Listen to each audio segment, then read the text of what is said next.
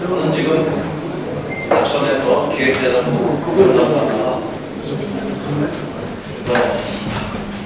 지금 뭐 다른 데가 3분의 1만 신라하고 3분의 1은 당가라고 하고 3분의 1은 다해라고 하고 그런 가능성도 상당히 있는 것 그런 것 그랬던 것처럼 북한이 체제 변화를 생각할 때 남쪽하고 손을 잡잖아요. 중국 쪽으로 기울어버리는 이런 이야기를 좀 있었어요. 그 다음에 김정일 위원장한테 변화가 생기지 않는다고 하더라고요. 5년, 10년쯤 지나면 북한 사회는 급격한 사회, 체제 이런 것들의 변화의 요구, 이런 것들이 터질 가능성이 상당합니다. 그럼 왜 그러냐면 북한은 1990년대 초반부터 지금까지 20년 동안 국제사회로부터 고립된다. 우리는 지금 그냥 역사의 한 단면, 오늘의 모습만 보고 북한이 나쁘다 이런 것만 생각할 수 있지만 그렇게 정태적인 고찰 말고 20년 전부터 지금까지 북한의 모습을 보면 20년 동안 고립되는 거예요.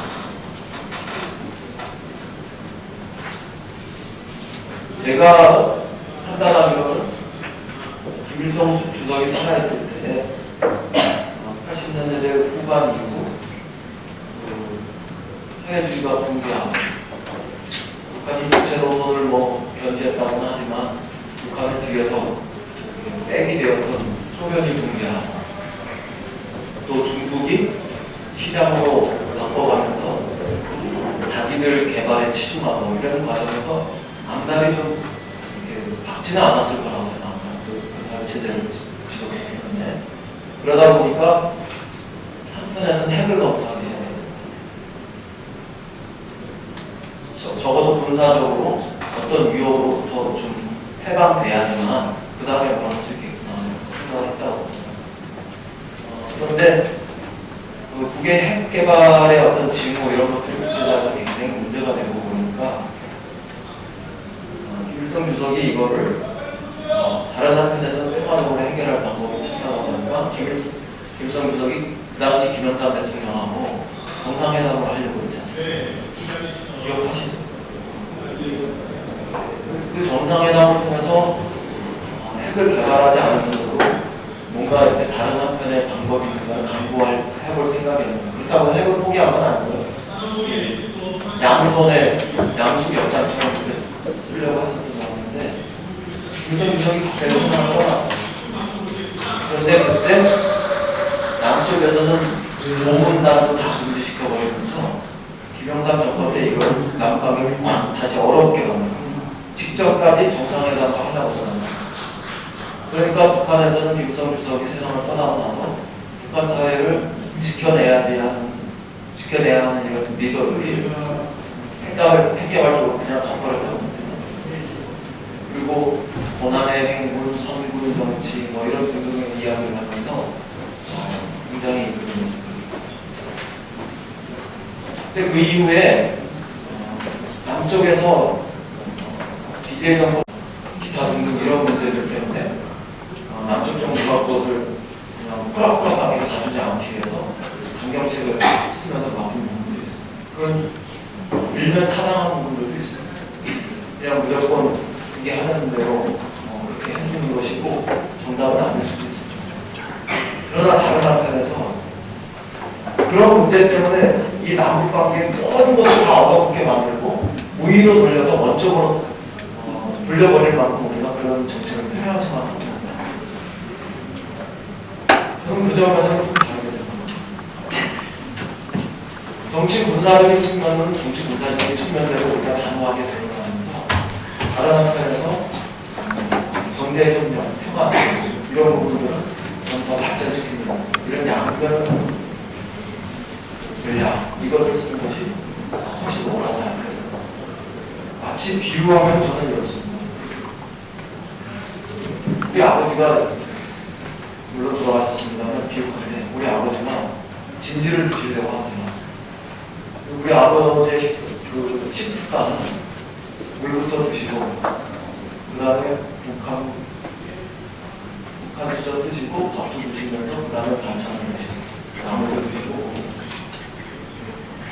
그런데 밥상에서 아버지하고 이제 다 모여서 밥을 먹으려고 하는데 거기에 누군가가 와서 그 물에다가 모래를 뿌리고 아버지가 화가 나셨어요. 화가 나셔가지고 그 모래 뿌린 사람하고 싸움이 붙고 실강이가 붙는 거예요. 그리고 너 이거 사과하지 않고 나 밥먹을 거고 사과하고 또 물 갈아오고 뭐 이렇게 요구를 하시는 거예요.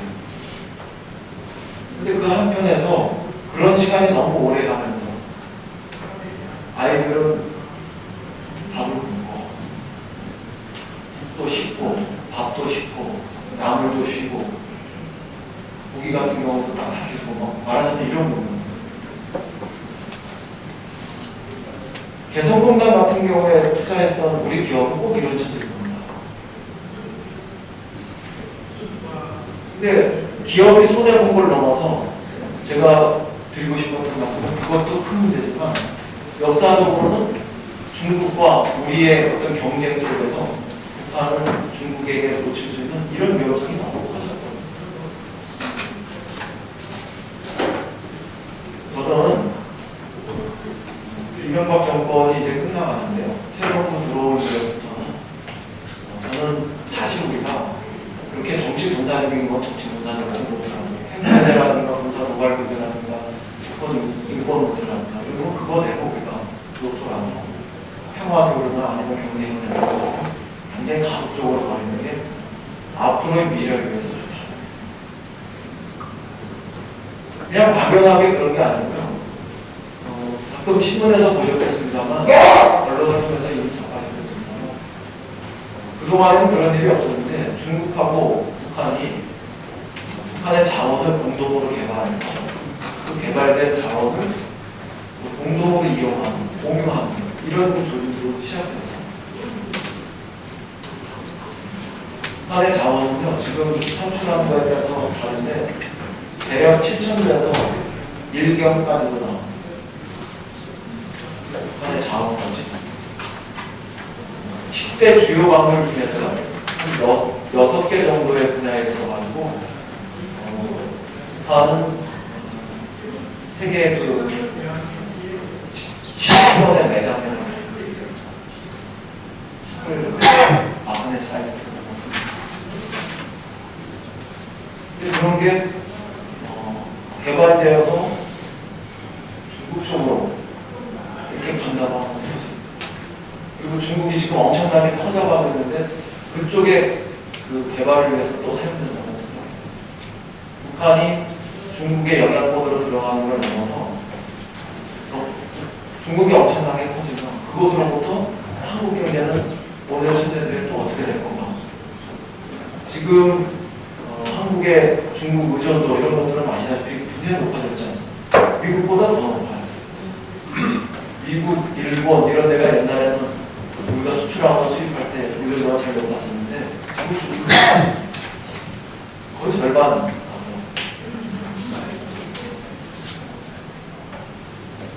저는 그런 걸 생각하면 우리가 그냥 북한을 버릇 고치고 제대로 버릇 안 고치고 문 닫아버리고 이렇게만 그 정책을 취하는 것은 그렇게 현명한 것 같지는 않습니다.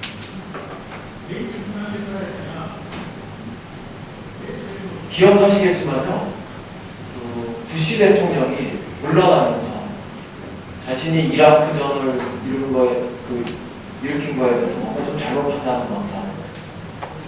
그 당시에 첩보를 오판한 것 같다. 정보공격을 잘못한 것 같다. 이런 이야기를 하면서 물러났습니다. 그 아랍 쪽에서 근본주의적인 그 패권들이 테러를 하고 이런 것들은 명백히 정치 군사적으로 응징하는 부분을 응징해야 되겠죠. 그러나 그게 오판이었을 경우 그 부시 대통령조차도 그것이 너무 과도하게 진행된 거에 대해서 그거는 좀 나의 실수였던 것 같다 이렇게 얘기했는데 저는 이명박 대통령이 물러나시면서 남북관계 문제에 대해서는 이렇게 직접적으로 사과하지 않더라도 반드시 지난 5년 동안 남북관계가 발전되지 못한 것에 대한 아쉬움을 표현할 것 같아요.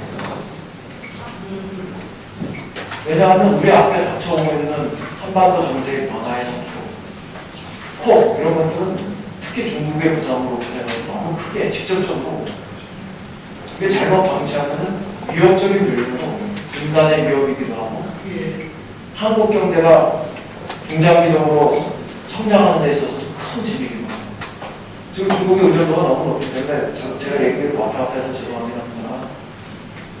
한국 경제가 나중에 중국한테 중국이 어떤 영향력을 행사하느냐에 따라서 그렇게 될 수도 있는 것 같습니다.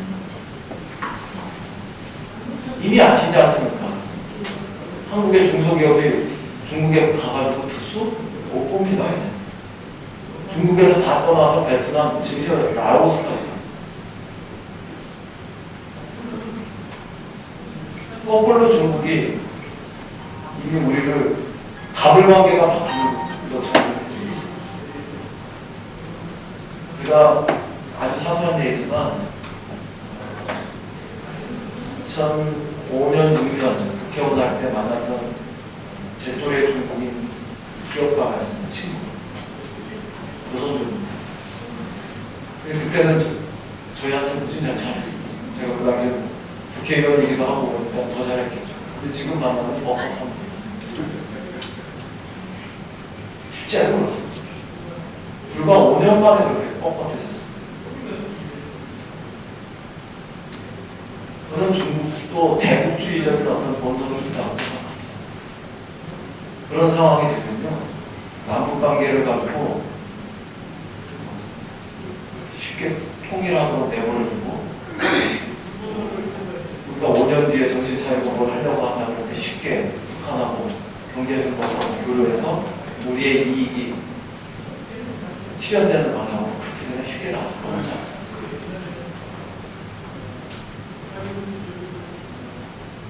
사실은 그런 문제의식 때문에 저는 우리가 더 빨리 남북관계의 변화로 가보자. 적어도 저 김대중 노태우 대통령 시절만큼에 그때 6.15 선언이나 14합의 이런 정도의 수준으로 복원해서 남북관계를 발전시켜야 합니다. 특히 교류협력 이런 부분에서도 특히 경제적인 협력, 교류 이런 것들은 가속화시켜야 한다는 겁니다.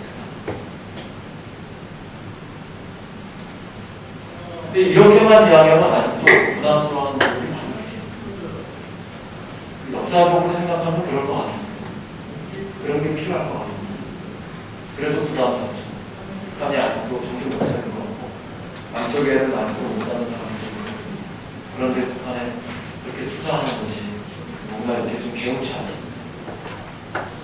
그럴 수 있다고 생각합니다. 그런데 이 생각 말고요, 다른 생각을 하나 해봅니다.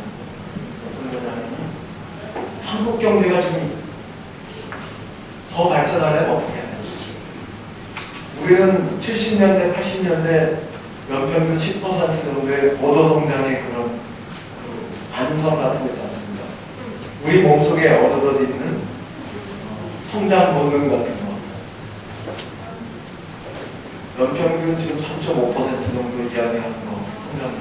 이런 거 가지고 사실 양이 안 차지 않습니까? 그런 것들 때문에.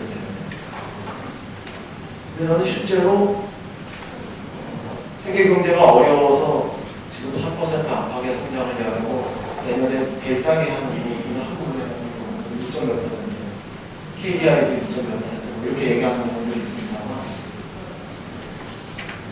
한국 경제가 당분간 아니 이대로는 성장기간 이 상태로는 성장기간 5% 이상 성장하는 것도 진짜 어렵다. 4% 성장하는 것도 꽤 어려울 수 있다.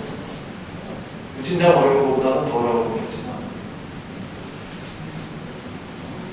한국 경제의 성장을 이렇게 일으킬 수 있는 어떤 동력 같은 것이 많이 이렇게 둔화되어 있습니다.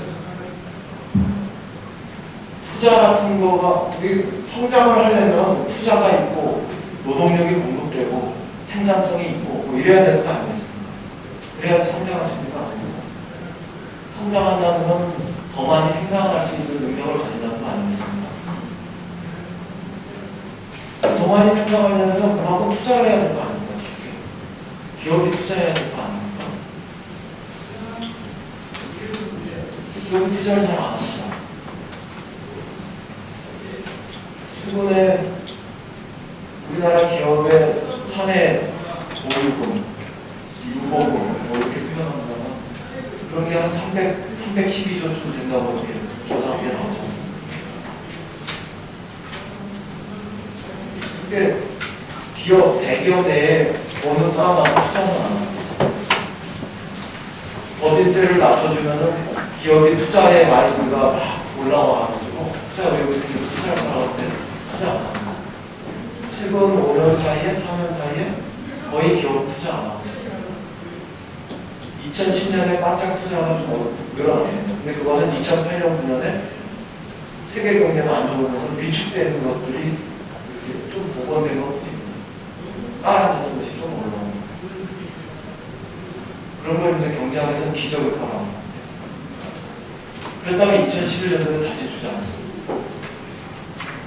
그러니까 투자가 별로 일어나지 않습니다. 고정 투자 이런 것들이 별 증가된 게 없습니다. 그 다음에 노동력. 한 5년에서 10년쯤 지나면 우리가 어떤 생각을 하시는지 아시죠? 가령 2020년이다.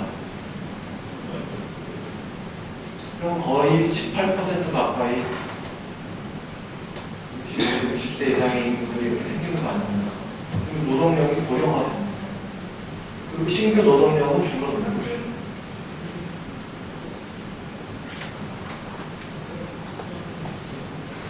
일자리도 많이 불안전해졌습니다. 비정규직도 많아지고 정리해보면 이렇게 아무 때나 찾아가고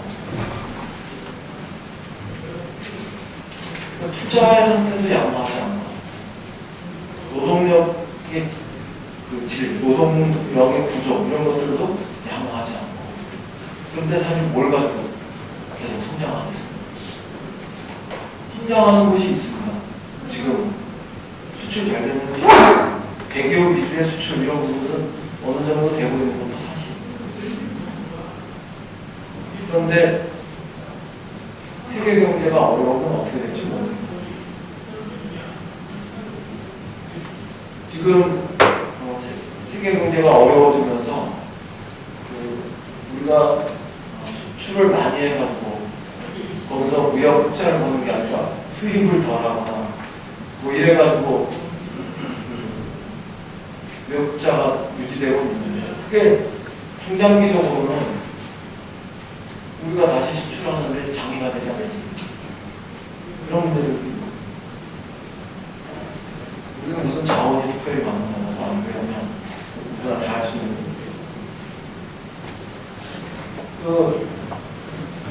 한국 경제 그 자체가 이렇게 성장할 수 있는 이런 요소들은 많이 다운됐습니다. 대기업과 중소기업의 그 선순환 효과 이런 것들은 거의 없어졌습니다.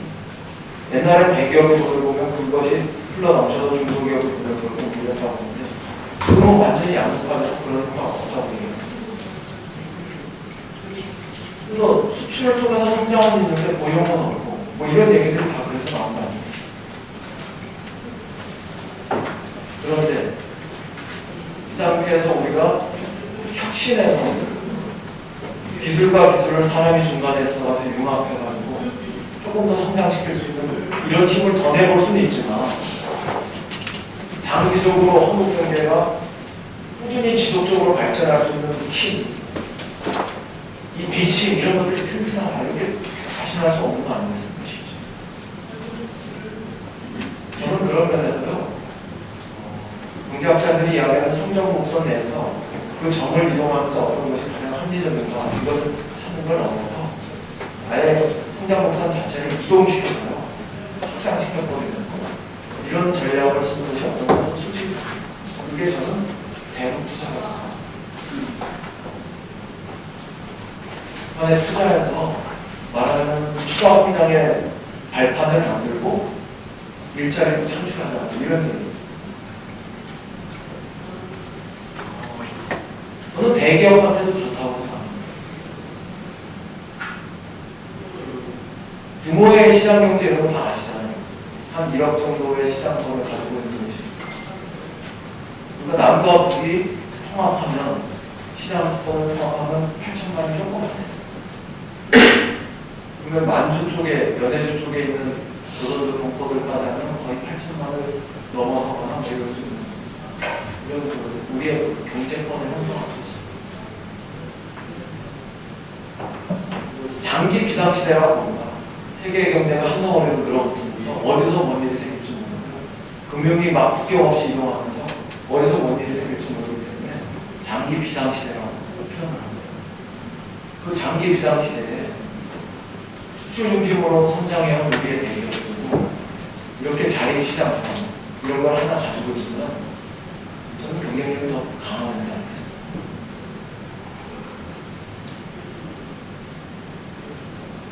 대기업 보고 왜 투자 안 하느냐 그러면 하나는 리스크 때문에 그런다. 언제 정치 군사 외교 안 보여주는 것이 하와가지고 휘둘릴지 모릅니다. 잘못해가지고 우리가 현대처럼 금강산에서 쫓겨나가지고 몇천원 날리는 이런 거는 안 되잖아요. 이런 것 때문에 그래서 그 다음에 또 하나는 북한이 아직은 시설이나 시장 이런 것들이 투자할 만한 이런 그 상태가 안 돼 있기 때문에 못하잖아요. 실제로 그런 면들이 있습니다. 그런데 정치 군사 외교 안보적인 것은 우리가 남북 관계를 바꿔서 김대중 대통령이나 노무현 대통령 시절만큼만 법원시켜 놓으면 그래도 안정되게 됩니다. 그 정도 수준에서는 투자할 수 있는 여건을 만들 수 있습니다. 그리고 또 한 가지는 북한의 그 산업 상태가 워낙 허물어져 있어가지고 기업이 투자할 수 있는 매력이 별로 없다고 보는데 저는 이런 부분들에 대해서 우리가 북한에 투자하면서 예를 들어서 SOC 같은 걸 만들고 투자를 하면 4대 강에가 안 되는 삽질을 해가지고 토건 기업들 공벌게 하지 말고 뭐 결과적으로 나중에 좀 부끄러운 일일 수 있는 거예요.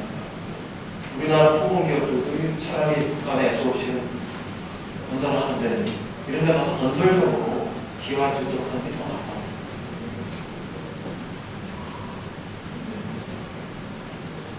같습니다. 토건 기업한테도 저는 좋다. 그리고 중소기업은 뭐 더 말할 필요 없이 중소기업 같은 경우에는 그 임금이 개성공단의 임금이 중국에 비해서도 절반이지만 우리나라에 들어와 있는 외국인 노동자 고용 했을 때 그 임금에 비해서도 한 7분의 1 정도밖에 안 됩니다. 그러니까 사실 중소기업은 대부분 기술력에 근거해서 경쟁력을 가지는 것보다는 노동 인건비 이런 데서 경쟁력을 확보하는 부분들이 굉장히 많습니다. 저는 개성공단이 중소기업이 유일한 흘러가는 실제로 동남아시아에 우리하고 인건비가 경쟁하는 나라들 이런 데하고 비춰가면 3분의 1에서 7분의 1 정도 차이가 납니다. 예를 들어서 뭐 섬유 분야에서, 신발 분야에서, 전자 분야에서 어떤 부분들은 7분의 1, 어떤 부분은 3분의 1 이렇게 차이가 납니다. 따라서 유리하죠.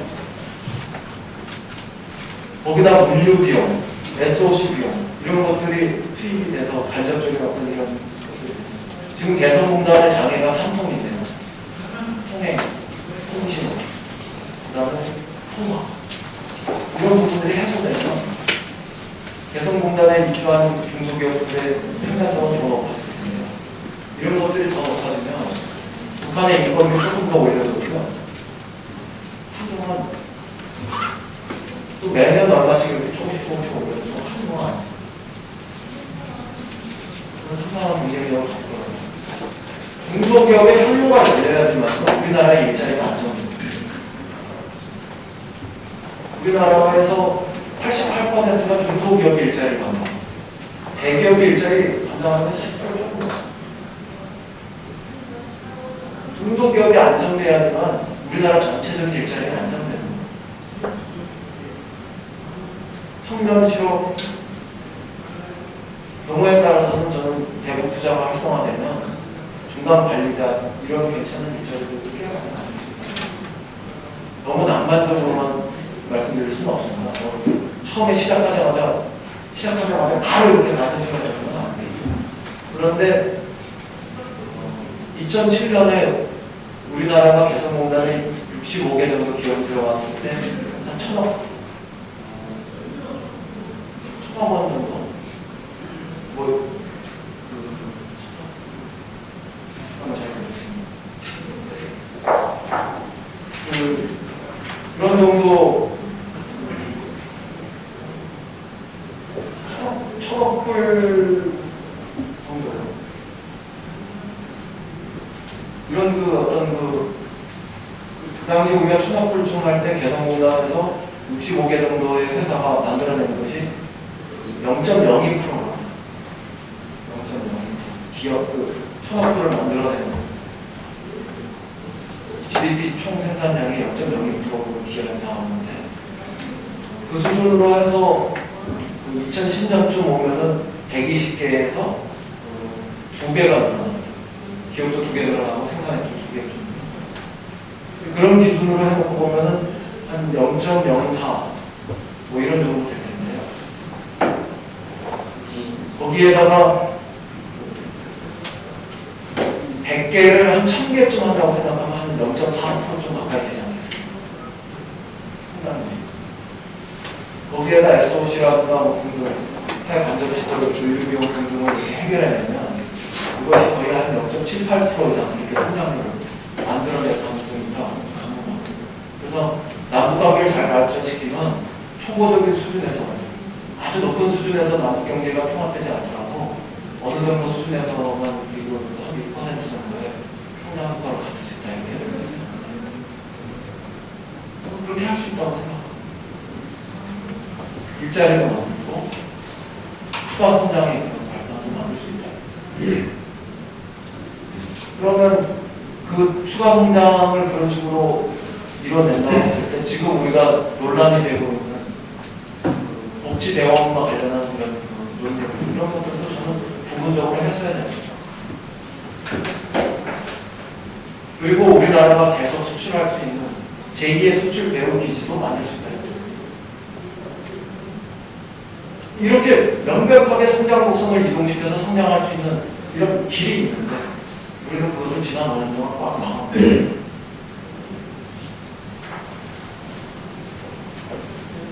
저는 이 한국 경제가 발전하기 위해서도 앞으로 다가오는 그 한반도 정세 대변형 이런 것들 속에서 우리가 통일의 길로 가기 위해서도 그렇고 지금은 한반도 우리 경제의 시각을 한반도 전체를 넓히고 대북 투자 문제에 대해서 다가갈 수 있습니다. 끝으로 몇 말씀만 더 드리고 마무리하겠습니다. 독일이 통합하고 나서 20년 동안 동독과 서독을 통합하는 데 들어간 비용이 2조 달러쯤.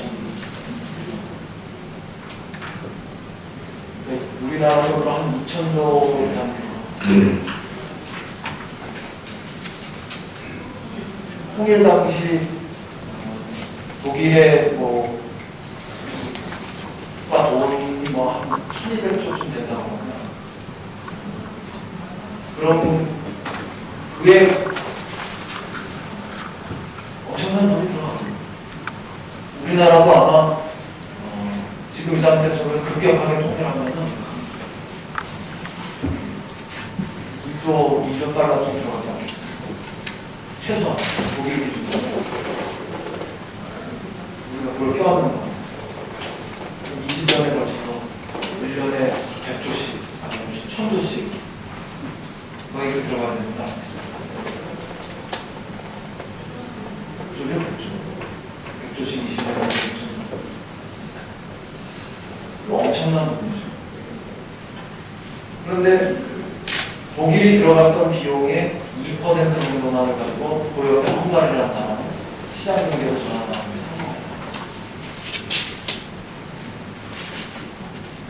우리나라에서도 이명박 정권 하에서 2010년에 미래위원회가 보고서를 쓴 거에 의하면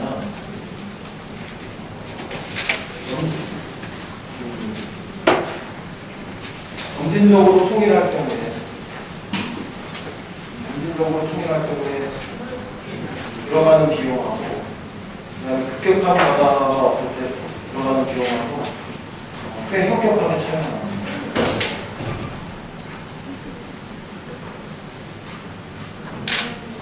점진적 통일이 일어났을 경우에는 3,200억 단위, 20년 후.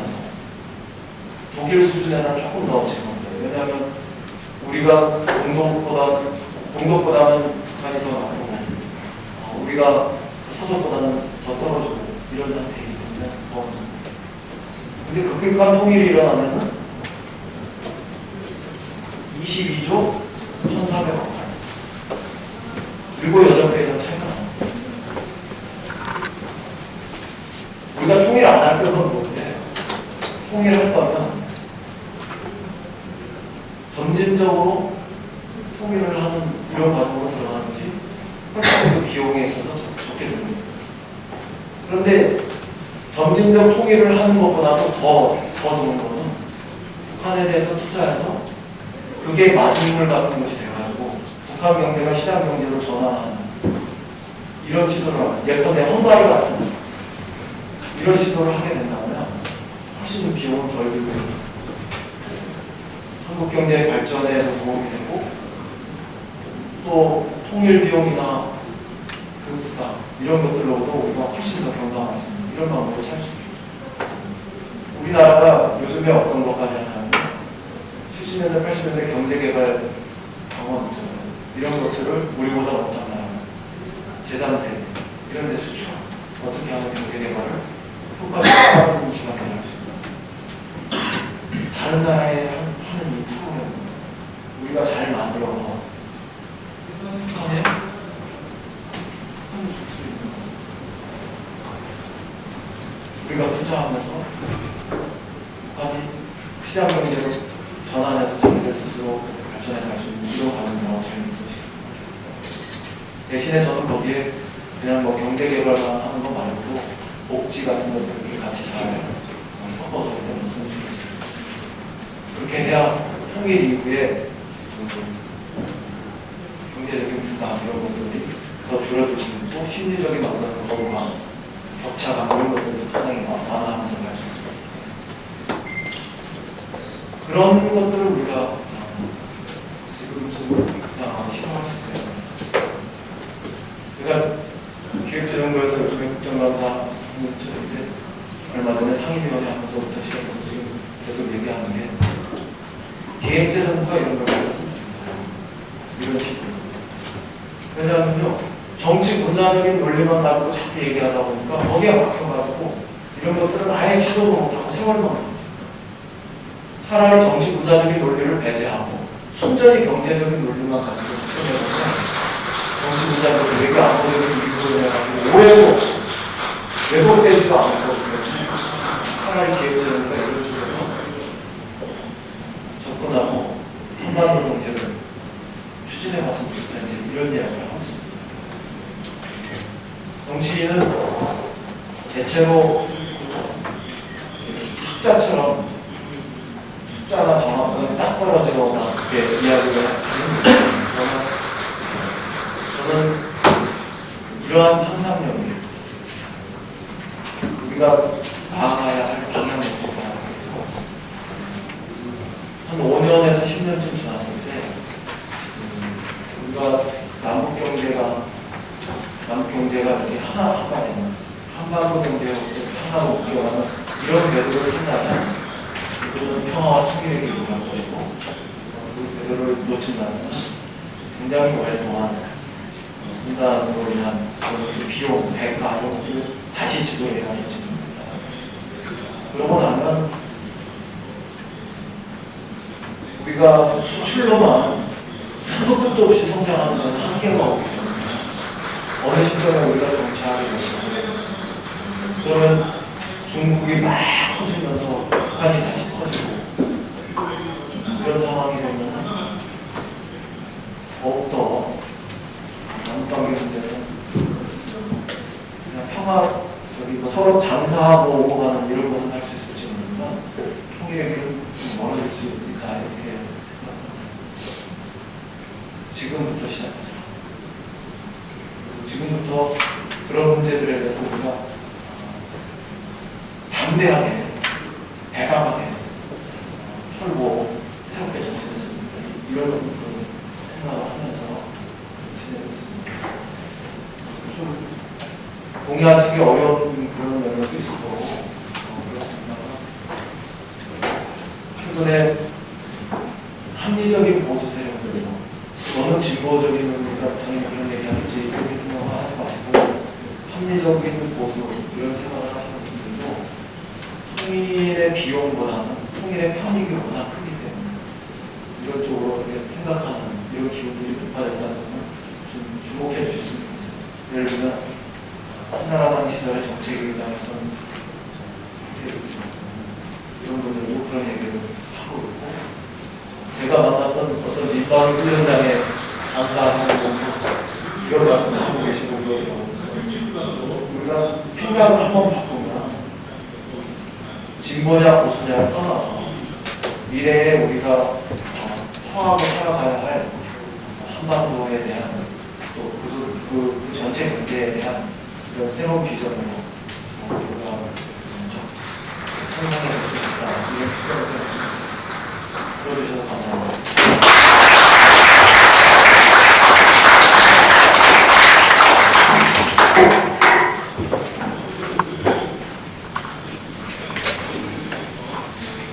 우리 존경하는 이인영 의원님 오늘 여러분 국정감사가 10월 24일까지 잘 하실 겁니다. 제 가천에서 국정감사 하시다가 저녁 식사도 못 하시고 여기 와가지고 구내식당에서 간단히 드시고 저희들을 위해서 이렇게 정말로 큰 말씀을 해주셨고요. 저는 개인적으로 민주통합당 국회의원으로서 사설의 지도자가 될까 저는 생각하고요. 통일 대통령 후보에 가장 가까운 그런 의원님이 아닌가 그런 생각을 해봅니다. 그리고 우리 의원님 큰 박수 한번 해드리고요. 질문하겠습니다. 의원님이 궁금하신 질문 하실 분 한 두 분 정도 하겠습니다. 예, 문영조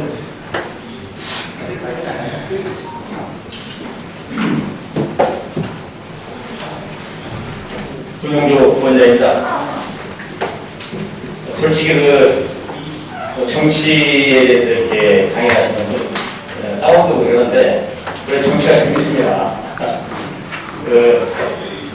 개인적으로 이제 우리 의원님께서 매스컴에 나올 때마다 야 이거 야성이 너무 강하지 않느냐, 국민들로부터 좀 부정적인 이미지가 강하지 않느냐 이런 생각을 이렇게 많이 가졌는데 사실 이인영 부장님, 이인영 부회장님, 부장 허영일 씨하고는 저 개인적으로 자주 이렇게 접촉하면서 제가 우리 의원님의 이미지가 기존의 부정적인 이미지에서 굉장히 제가 참 팬이 되었지만 근데 오늘 사실 국문학을 연구하시는데 이렇게 또 정치를 전문적으로 공부하고 연구하는 사람보다도 훨씬 더 이렇게 좋은 구상을 가지고 강의를 해주셔서 정말 감사하게 생각합니다. 저는 개인적으로 정치학을 연구하는 현재 논문을 또 하나 준비하고 있는데 아직도 오늘 이 의원님 이 강의 내용이 제 개인적인 논문하고 굉장히 일맥상통적이 있어가지고 제가 한 가지만 질문을 드려보자 합니다. 이 한반도 통일 문제를 생각하면 정말 여러 가지 복잡하죠. 옛날 육자회담, 양자회담 여러 가지 접근 전략을 갖지만 쉽게 해결이 안 되고 그 중에서도 저는 개인적으로 군사, 경제, 교환 접근 전략을 가지고 제가 논문을 준비하다가 최근에 방금 이 의원님께서 이렇게 강의하신 경제 구상을 통해서 통일에 접근해보자 하신 걸 해가지고 개성공단에서 가자 공동 접근 전략, 그러니까 가자 순간 러시아, 중국, 일본 또는 우리 북한, 이제 한국이 참가하는 그런 가운데서 개성공단을 확대를 시켜가지고 과거에 동독과 서독이 통일된 이후에 경제 문제로 가졌던 후유증, 방금 말씀한 대로 범한 통일 비용이 들었던 문제, 그 다음에 남녀면과 북녀면 이런 통일 간에 있었던 여러 가지 교훈들을 참고를 해가지고 정말로 우리가 북한의 자존심도 살려주면서 지금 보면 대성공단에 실제 근로자 인원들이 약 20여만밖에 안 됩니다. 거기에 보면 각종 초코파이 개도 있고 또 식사가 부족해가지고 국물을 우리가 지원하면서 여러 가지 전신 문제들이 하기 때문에 그래서 저는 이제 타자 공동 참가하는 개성공단 확대하는 문제에 있어서 통일 접근 전략을 제가 이렇게 구상하고 있는데 우리 위원님께서는 그 분야에 대해서 어떻게 생각을 하시는지 과연 그런 쪽으로 앞으로도 경제 구상을 확대시켜가지고 개성공단에서 타자가 참가해서 확대시켜가지고 우리가 또 통일 전략을 접근하는 것이 어떻게든지 하는 질문을 하나 해드려보는 사입니다.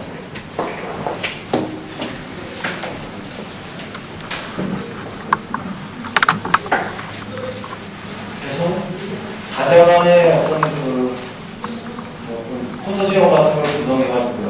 협력 모델 같은 걸 만들어가지고 북한사회의 변화 이런 것들을 추진시키는 방법은 뭐 여러 가지 있을 수 있을 것 같습니다. 개성공단에서 할 수도 있고 원래 이야기 됐던 UNDP를 중심으로 해가지고 낮은 성공식이라든가 이런 개발해서 이런 방식도 있고 요즘 여러 가지가 있는데 저는 뭐 그런 거다 좋다고 생각합니다.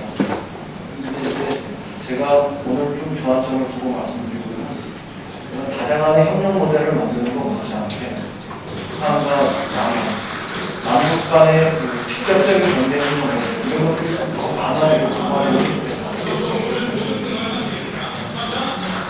북한이 초기에는 꺼려할 수 있지만 그래서 다자간의 협력 모델로 우회할 수도 있지만 저는 가급적 북한과 남한과 북한이 직접적인 어떤 교류협력, 경제협력 모델 이런 것들을 많이 만들어 놓는 것이 5년, 10년 뒤를 대비할 때 좋은 거다 이렇게 그걸 반대하지는 않는데 조금만 더 이런 쪽에 강화했으면 좋겠다. 그래서 근데 제 판단에는 남북의 정치적인 문제들만 남북 관계 자체는 좀 어느 정도 해결되지 않으면 북한이 남쪽에 직접 투자하는 것이 많아지는 이런 것을 반대할 것 같지 않습니다. 왜냐하면 북한도 아직까지는 자기들 주체 못한에 대한 자존심 같은 게 좀 강하면서 중국하고의 경제협력 모델만 일방적으로 강화되기 때문에 거기에 쏠릴 수 있다는 걸 잘 알고 있습니다. 다른 선택의 여지가 없으니까 우선 그쪽으로 가는데 남쪽에 어떤 이런 부분들이 있으면 이 두 개를 가지고 자기들도 이렇게 지렛대 역할하면서 레버리지로 사용하고 이런 면들이 있기 때문에 다자협력 모델을 해서 우회적으로 하는 것 못지않게 직접적으로 한국 기업이나 이런 게 북한에 투자되고 그렇게 반대할 것 같지는 않아요. 우선 개성공단 자체만이라도 풀로 채워서 돌리면 그리고 거기서 어떤 신뢰나 효과 이런 것들이 생기면 제2개성공단, 제3 개성공단 아니면 서해안 평화지대 구상 이런 것들에 더 적극적으로 나올 수 있다. 저는 여기 서남부군 G20 부단장인데요. 사실은 저희가 좀 그렇게 지연돼가지고 빨리 끝나야 되는데 오늘 그 의원님께서 강의 제목에 좋은 말씀 해주셔가지고 제가 최근에 TV에 세 가지 프로그램을 보면서 어제 인터뷰를 보면서 금방 의원님께서 강의하신 그게 제 피부에 아주 닿아서 의원님께 질문이라기보다는 우리가 살아가는데 어떻게 살아가야 될 건지 그러한 생각이 들어서 제가 짧게 말씀 드려보겠습니다. 어제 중국 동북공정에 대해서 TV 프로그램에 가래라든가 우려가 중국 역사로 가오춘에 있다는 걸 제가 어제 TV 프로그램을 봤어요. 아마 보신 분들이 있을 겁니다. 그리고 두 번째는 북한의 실상해가지고 탈북 여성 미녀들이 나와서 프로그램 하면서 북한의 실정, 현황을 설명해주는 프로그램에 있어서 그게 얼마나 일주일 동안 굶으면서 살아가는 그 실질적인 그런 이야기들을 하길래 정말 눈물이 났었습니다. 그리고 이제 최근에 세 번째는 여러분들 알다시피 그 일본의 독도 문제. 이 독도가 자기 땅이라고 느끼면서 자기 교육에 집어넣어 바뀌는 넣어가지고 이렇게 그러지 않습니까? 그래서 이런 걸 보면서 과연 만약에 지금 뭐 발해라고 오려라든가 지금 백두산을 그런 장백산에서 거의 개발을 해가지고 중국으로다가 자기 영웅 통제하려고 지금 작업을 하는 것 같습니다. 제가 TV에 보니까. 그래서 이렇게 되게 되면은 과연 우리는 결국에서 아까 부모님께서 말씀하신 5년, 10년, 뭐 20년, 30년 보면은 과연 우리 대한민국이 네트워크가 되지 않겠느냐 하는 생각이 들더라고요. 그리고 이러한 상황들을 우리 후손들한테 과연 넘겨줘야 되냐. 제가 그거를 피부로 느끼니까 소름이 끼치더라고요. 그래서 근데 국내에서야 진보의 무슨 여기서 싸운 문제가 아니고 진정으로 큰 영역의 문제를 보면서 그런 대한 구축, 통일이라는 문제라든가 이런 거를 어떻게 할 것인가 자기 영역에서 예를 들어서 의원님 같으면 좀 정책 큰 국가적인 일을 하시려면 누가 뭐라 그래도 그걸 자꾸 꾸준히 연구하고 계속 밀고 나가야지 중국이나 일본한테 밀리지 않을 거라는 생각이 들면서 정말 각 분야에 있는 사람들이 자기 영역을 지켜가면서 끝까지 밀고 나가야지 이게 우리 후손들한테 이 슬픈 역사를, 슬픈 우리의 현실을 넘겨주지 않겠나 하는 생각이 들더라고요. 어제 제가 TV를 보면서 정말 심각하더라고요. 근데 오늘 이은님께서 통일 문제를 이야기를 하시길래 정말 이런 문제는 한번 좀 깊이 고려를 해야 되고 생각을 해야 되지 않겠냐 하는 생각이 들어서 말씀을 드렸습니다. 감사합니다. 제가 좀 시간이 다 되신 것 같아서 덧붙여서 말씀드리면서 마무리하는 게 좋을 것 같은데 두 가지만 말씀드리고 저는 마무리하겠습니다. 하나는 한 개인의 삶에서 한 개인의 삶 속에서 5년, 10년은 좀 긴 시간이에요. 어떻게 보면 결혼도 하고 자식도 낳고 조금 키워보고 젊은 사람은 그럴 수 있는 시간이기도 하고 또 어떻게 보면 한 인생의 성과 이런 것들을 꽤 만들어가지고 마무리할 수 있는 그런 시간입니다. 강산이 변할 만큼 이렇게 긴 시간일 수 있습니다. 그런데 국가나 역사의 운명에서 5년, 10년은 정말 짧은 시간입니다. 그냥 한번 생각해 보십시오. 우리나라에서 울산공단이 만들어지는데 얼마나 걸렸는지. 우리가 그때 무진장 열심히 일하고 무진장 열심히 투자하고 그러니까 미친 듯이 왜 차관 들어오고 무상으로 원서 받아가면서 그렇게 하고 각종 특혜까지 줘가면서 울산공단 하나 만드는데 얼마나 걸렸는지. 아니면 그게 너무 먼 이야기면 분당이라는 신도시가 일산이라는 신도시가 만들어지면서 사람 살만한 이런 지경이 되는 데까지 얼마나 그런 거 하나 되는데 좋게 10년이 넘게 걸리죠.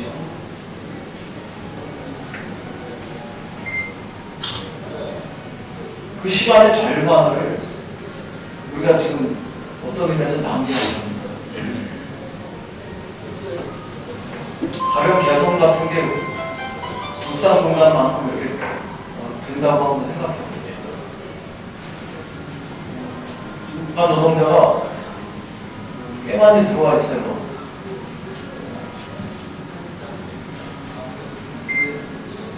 한 5만쯤 된다고 하면 그게 한 50만쯤 된다고 하면 생각해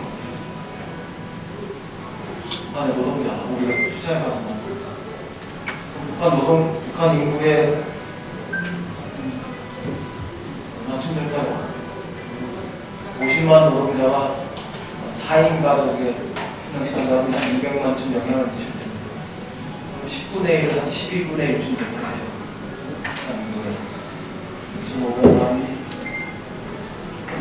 잠깐만 할것 같습니다. 저는 그런 정도 되면은 정치 아니라 이데올로기 할아버지가 와도 굉장히 많이 섞인다고 생각해요. 그리고 그런 게 한 2개쯤 되면은 중국의 모택동 아니라 그 할아버지가 와도 중국으로 넘어가지 못할 것 같습니다. 저는 사실 그게 북한을 훨씬 더 빨리 핵도 손에서 놓게 만들고 저 얼어붙은 그런 것에서도 김대중 대통령 말씀대로 겨울옷을 벗게 만드는 이런 길일 수 있었다고 생각합니다. 우리가 5년만 더 했으면 진짜 그랬을지도 모르겠다 이렇게 생각합니다.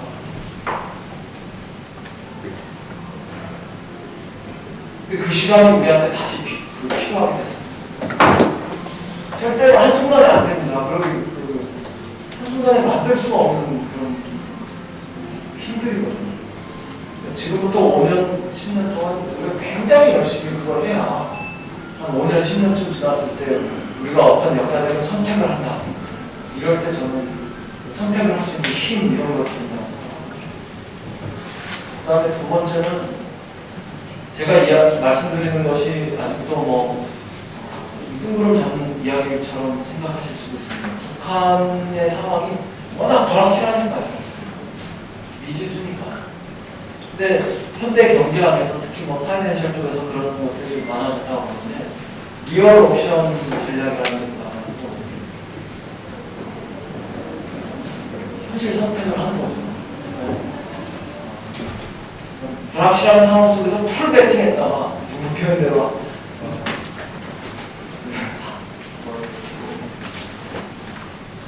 하이리스크 하이리턴 고박하면서 풀 배팅했다가 모든 위험성을 감수하는 그 모험주의적인 이런 것들도 좀 문제지만 그렇다고 위험하다고 생각해가지고 완전히 손댔다가 투자를 회피했다가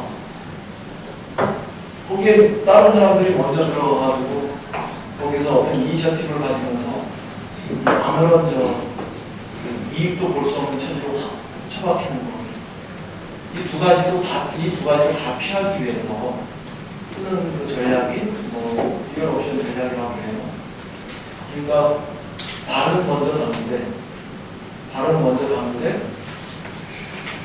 투자와 배팅은 점진적으로 단계적으로 해야 이게 지금 현대 경제학이나 경영학에서도 특히 파이낸셜 쪽에서 많이 쓰고 있는 이런 전략이고 방식이라고 합니다. 우리가 남북 관계를 푸는 게 경제적인 측면에서도 그런 전략을 원형해서 쓸 수 있는 거죠. 너무 불확실하고 아직도 위험성이 제거되지 않았다면 시작은 하되 배팅은 단계적으로 점진적으로 확대해라. 이런 방식을 쓰는 게 낫지. 이렇게 이명박 정권처럼 5년 동안 완전히 손 놓고 있다가 5년에서 10년쯤 지났을 때 그냥 다 가져가십시오 하고 아무 소도 못 쓰는 이런 거를 당하는 거 그거보다 훨씬 낫지 않나요? 저는 사실 그런 측면으로 생각해 보셔도 괜찮습니다. 언젠가 우리가 이런 이야기가 더 옳았다 이런 것들을 확인하실 날은 있을 거라고 생각합니다. 저는 이런 정치를 할 거고요. 제가 앞으로 10년 동안 정치 이렇게 정력적으로 할 수 있을 거라고 보는데 그래도 아직 그때 10년쯤 지나서 입증은 안 되는데 10년쯤 열심히 이렇게 해보면 10년쯤 지났을 때 그래도 우리 민족이 더 다행스러워 이런 상태에서 통일을 만날 수 있지 않을까 아니면 평화를 더 누릴 수 있지 않을까 이렇게 생각하고 그런 정치를 좀 하려고 합니다. 많이 응원해 주시고 함께 해주셔서 고맙습니다.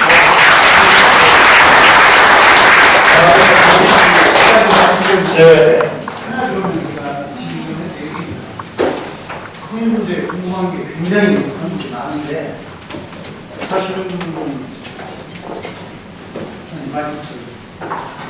하나 말씀드리면 다방자 이 정부에서 무조건 북한하고 대화를 하는 것이냐 제가 알기로는 다방자 여사 사살한 겁니다. 고의적으로 사살한 게 맞다고 생각하고 있고요. 그 다음 천안함 침묵 사건이 있었습니다. 그 다음 연평도 사건을 자작극이라고들 얘기하는데 저는 우리 군함 침묵 사건하고 연평도 폭격 사건을 우리 위원님께서는 굉장히 중요하신 분이거든요, 지금. 앞으로도 중요하고 당연히. 그게 정말로 우리가 자작극이라고 생각하려나 그렇게 생각하시는지 아니면 정말 북한이 우리 군함을 훈련 중에 있는 군함을 침묵시키고 연평도 포격을 했다. 하왕자 사살한 게 맞다. 이 부분에 대해서 이 질문을 매매한 국민들은 알까 했거든요. 명료하게 좀 대답을 해주시면 될 것 같은데 정보 굉장히 많으실 텐데 의원님. 저도 물론 할 얘기 무지하게 많습니다. 무지하게 많은데 그것만 저도 실질적으로 제가 무슨 문서를 통해서 확인하고 그래서 우리 북한이 때린 거나 북한이 안 때린 거나 이런 것에 대해서 제 눈으로 검증해가지고 대답할 수 있는 건 없습니다. 그것은 저 역시 지금 질문하신 분과 마찬가지로 정부의 발표를 믿고 정부의 발표를 판단할 뿐입니다. 그런데 제가 지금까지 줄곧 말씀드린 것은 그건 그렇다 하더라고요. 그건 그대로 우리가 규명하고 물러서지 않고 따진다 하더라고요. 다른 한편에서 그 못지않게 또 중요하게 생각하는 풀어나가는 문제도 있는 거거든요. 이런 말씀을 드리는 거예요. 제가 아까는 심지어는 어느 문제까지 말씀드리면 그런 정치 군사적인 측면들을 있지 않게 정치적으로 북한 민주화라든가 북한 인권과 관련해서 또 하나를 만드는 게 힘들잖아요. 그런 것까지 말씀드렸습니다. 그건 그렇게 우리가 하더라고요. 그것 때문에 나머지를 전부 정지시켜버리는 것은 지금 우리가 선택할 방식이 아닌 것 같아요. 좀 어리석은 것 같아요. 그건 끝까지 규명하고까지 들어가서 경제적으로 교류나 협력을 증진시켜서 미국의 각조를 어떤 역사의 문명 속에서 우리가 한반도의 주인답게 주체답게 이니셔티브를 행사할 수 있는 이런 길은 국일대로 뚫지 않으면 안 되는 시점인 것 같다. 이런 측면을 봤습니다. 하나 더 말씀드리겠습니다. 우리가 그럼에도 불구하고 지속적으로 경제 분쟁을 해야 된다. 그리고 시장 분쟁을 유도해야 된다. 무슨 말씀이시고 지금 탈북자 정확하게 지금 검증되지 않은 탈북자들이 상당히 있는 걸 알고 있는데 상당히 우려되는 상황이거든요, 사실은. 왜냐하면 지난번에 연평도라는 조그만 데 폭격을 게 망정이지 우리 지금 거리에 있는 수도권에 고밀도 지역에 그와 같은 공격이 이루어졌다면 좀 섭습니다. 지하철이고 전기고 뭐 다 씁니다. 이게 핸드폰이 사용 못하면 여러분 이거 착각하면 안 됩니다. 만약에 고밀도 지역에 아차하는 순간 그런 문제가 일어났을 때 대비책 국회 그 입법부에 특히 또 북한 문제 이렇게 많이 알고 계시기 때문에 그걸 한번 좀 정리해 보시고요.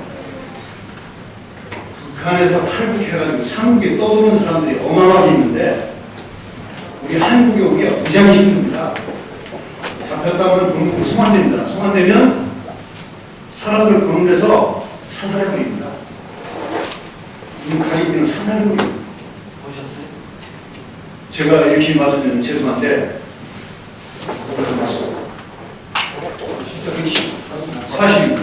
사실인데 하나 말씀을 드리면 그 인권 문제 북한에 그 제3국에 떠도는 그 동포들을 한국으로 쉽게 검증해가지고 쉽게 오게 할 수, 안전하게 올 수 있게 중국 정부도 협조를 하거든요. 협력했습니다. 그런데 그걸 좀 우리 위원님 선에서 좀 더 안전하게 신속하게 올 수 있도록 요번 사람들 얘기 들어보면 고생 무지무지하게 왔거든요. 지금 너무 광범위한 것 같습니다. 빨리 좀 끝내주셨으면 좋겠습니다. 문제는 뭐 제가 어떻게 또 말씀드릴 수 있는 문제는 아닌 것 같은데요. 뭐 조금 다른 생각이 있으셔서 그렇게 질문하는 거라고 좀 생각하고 한 가지만 말씀드리면 그 동독과 서독이 통일되기 직전에 동독에서 굉장히 광범위하게 헝가리나 폴란드 이런 데로 탈동독하는 사람들이 있었어요.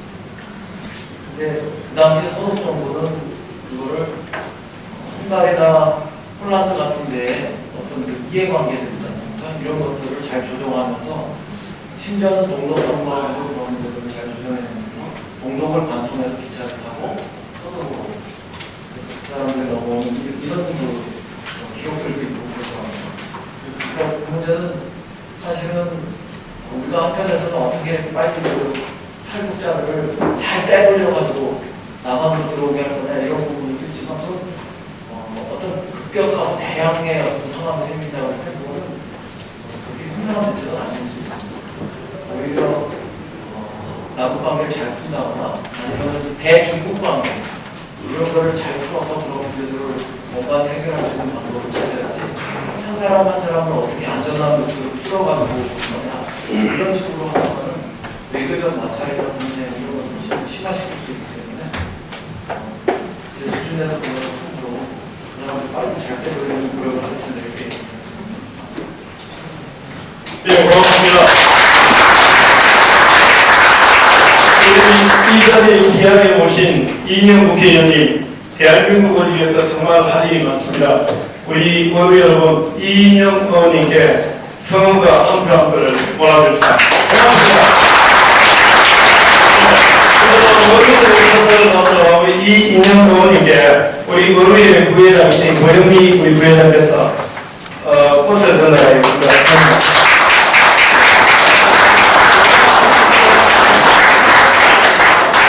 의원님 찍으시고 의원 여러분들도 나오셔가지고 의원님